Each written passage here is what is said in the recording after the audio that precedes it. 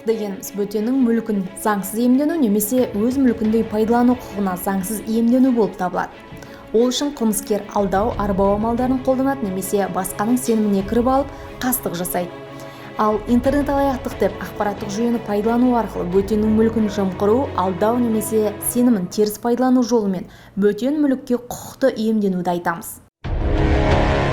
Қылмыскер бұл жерде компьютер, смартфон, планшет секілді заманауи құралдардың көмегімен интернет арқылы адамдарды алдап, арбап, олардан ақша бопсалау немесе мүлкін жымқыру секілді жымысқы әрекеттерге барады.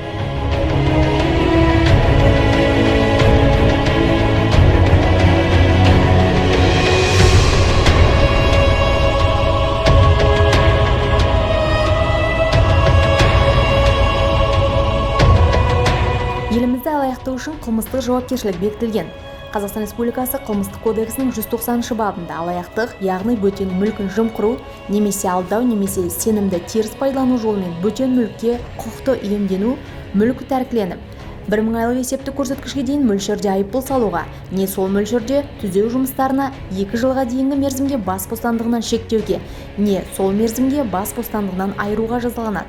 Қылмысты бірнеше рет немесе адамдар тобы болып жасаған жағдайда қылмыс деңгейіне байланысты бас бостандығынан айыру жазасы заң аясында 10 жылға дейін созылуы мүмкін.